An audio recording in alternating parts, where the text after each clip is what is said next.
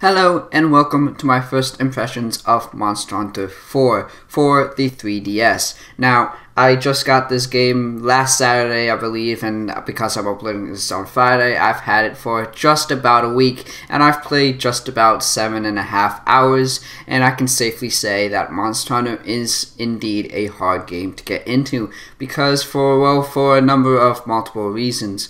I probably should have reworded that a little bit better, but the first thing I've noticed is that the camera is very hard to control on a normal 3DS, or on every 3DS that is, besides the new 3DS, of course, that's a separate issue, but on the normal regular 3DS, which I have, you have to use the arrow pad to control the camera angles, which in middle of combat, especially if you're going up against a monster that flies or that moves around a lot, it's very hard and annoying and takes a long time to get used to. Like, even right now I'm still not even used to it, but it is getting a little bit easier, so yes, it's something that you have to warm up to. I have gotten a chance to try it out with the new 3DS, and the C-Stick actually makes a huge difference.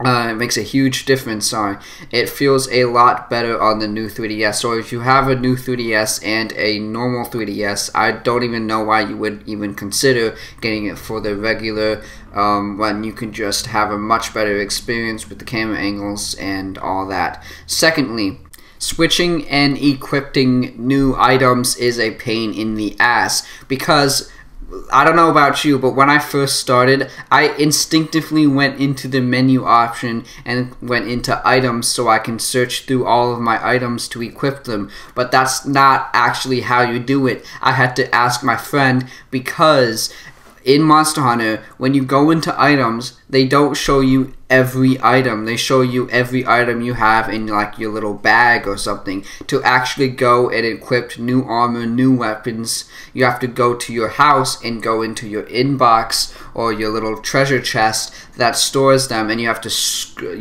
go through and find the one you want to equip. This is, again, the worst system, because if you're a long-time gamer like me, then especially if you're in like FPS gaming or some place like that, then it will become an instinct reaction to go into your menu box and search under items and do everything I just explained. But no, you have to go through the extra step. Now I get why why they would want to have this setup, because Monster Hunter gives you items per quest, and this is yet another point that I find very annoying about it. But I don't want to give off a mixed impression that I don't like Monster Hunter. It is a very addictive game. It really, really is. Like, probably one of the main reasons why it's addictive is because each quest has a time limit of 50 minutes. Now, not every quest takes 50 minutes, but the ones that do, or the ones that take even 40 minutes, mostly revolve around, well, hunting monsters. And if there's okay, so there's the first great monster you hunt is this monster called the Great Jaggy, and my god, if you're new like me to the entire experience, it is a pain in the ass. But as soon as you manage to kill him, it feels so satisfying. You see the quest completed sign on the screen, and you're just like, oh my god, I have to do it again. And that is how Monster Hunter hooks you. There's a lot of levels. You start off with level 1. All the level 1 missions are more like training missions that introduce you to each items, while at the same time kind of give you a bit more experience with the items, so you can choose which ones you want to actually master and which ones you want to actually upgrade. Next you get level 2, and apparently there's a lot of other levels that you could also get. But so far, I'm only on level 2. Again, I've only played, 7.5 hours. Next thing I want to talk about are the items. Now, I just want to say that there is a lot of ground to cover in this section, so I'm not going to go through all of the swords or all of the fighting styles that you could choose from that are offered to you in Monster Hunter 4, but just note that there is some kind of weapon that suits everyone.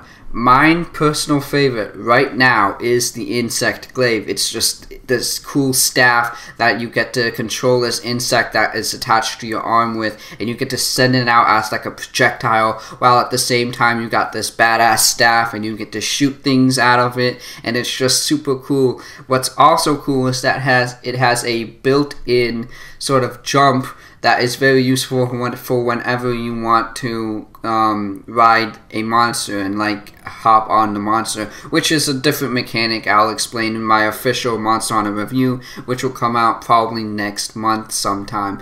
Anyway, so there is the dual wielding, which was my first initial thing that I went to because I thought that it would look cool. And don't get me wrong, it looks cool, but for my inexperienced newbie self, it just doesn't do enough damage. So I went for the thing my friends suggested me to go for, which was, of course, the Insect Glaive. Now, aside from dual wielding, there's the standard short sword with shield, and then there's the elite class or whatever, which is kind of makes you just badass Templar that has like a big kite shield and like a just a normal sword, but it does slow your movements quite a bit. Now, as for mechanics, this is where things get a little bit clunky.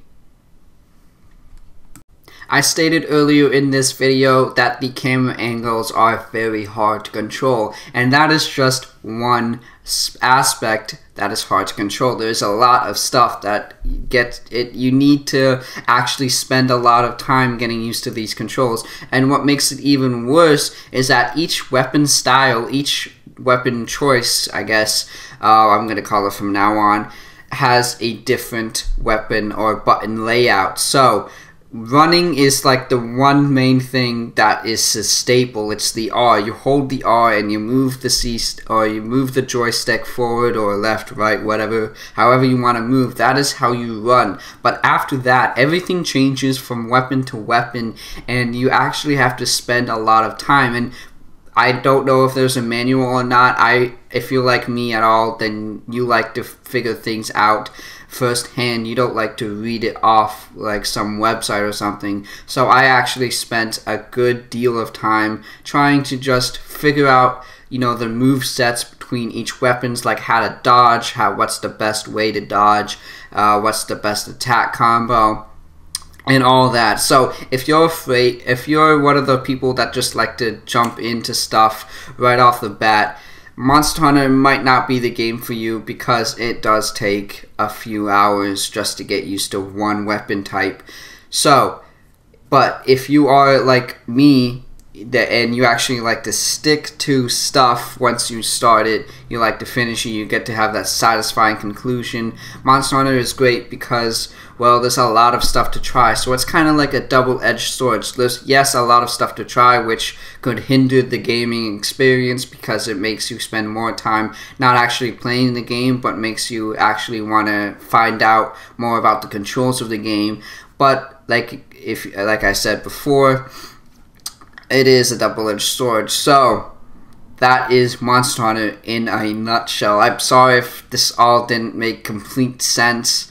It is a first reaction, but hopefully in my review I will be a bit more clear. Anyway guys, it's been KD. Stay tuned until next time, and peace.